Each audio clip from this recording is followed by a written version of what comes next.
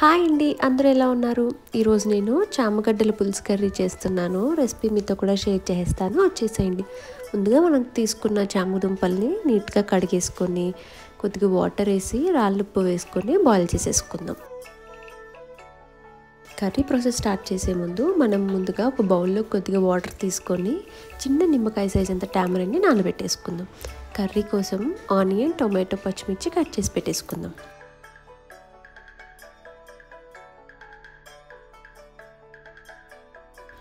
Boil అయిపోయిన చామదుంపల్ని తీసేసి చన్నీళ్ళల్లో వేసేసి 5 మినిట్స్ అలా పక్కన పెట్టేసుకుందాం. ఇప్పుడు స్టవ్ మీద ఒక ప్యాన్ పెట్టుకొని 3 టేబుల్ స్పూన్ దాకా ఆయిల్ వేసుకొని సాసవళ్ళు, కరివేపాకు వేసి ముందుగా కట్ చేసి పెట్టుకున్న పచ్చిమిర్చి చిలుకలు కూడా వేసుకొని ఆనియన్ కూడా వేసుకొని ఒకసారి ఫ్రై చేసేసుకుందాం.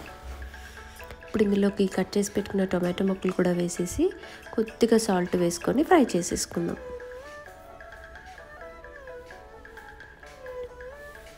మూత పెట్టేసి ఒక 2 మినిట్స్ అలా వదిలేద్దామండి.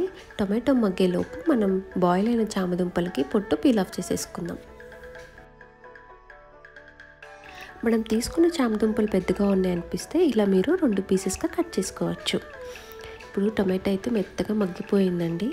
ఇప్పుడు ఇందులోకి కొద్దిగా పసుపు, 1 టేబుల్ స్పూన్ దాకా ధనియాల పొడి, 2 టేబుల్ స్పూన్ దాకా కారం, 1/2 టేబుల్ స్పూన్ దాకా జీలకర్ర పొడి వేసుకొని ఫ్రై చేసేసుకుందాం. పీల్ ఆఫ్ చేసి పెట్టుకున్న చామదుంపలు కూడా వేసేసి నెమ్మదిగా ఫ్రై చేసుకోవాలండి. ఫాస్ట్గా ఫ్రై చేసామంటే చామదుంపలు అనేది చిదిమిపోతాయి, అంటే షేప్ అవుట్ అయిపోతాయి అన్నమాట. ఇప్పుడు చింతపండులో నుంచి గుజ్జు సపరేట్ చేసేసుకొని ఇందులోకి వేసేసుకుందాం.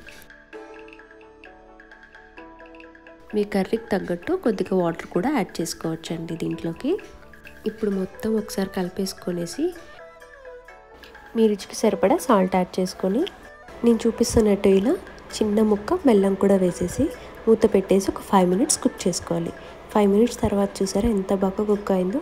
ఆయిల్ పైకి తేలిందంటేనే కర్రీ బాగా కుక్ అయినట్టండి. ఫైనల్గా కొత్తిమీరతో గార్నిష్ చేసుకొని సర్వ్ చేసుకోవడమే. అంతేనండి, నెల్లూరు స్టైల్లో చామదుంపల పులుసు. కర్రీ మీకు నచ్చినట్టయితే వీడియోకి ఒక లైక్ చేసి మన ఛానల్ ఎవరైనా కొత్తగా చూస్తున్నట్టయితే ప్లీజ్ మన ఛానల్ అయితే సబ్స్క్రైబ్ చేసుకోండి.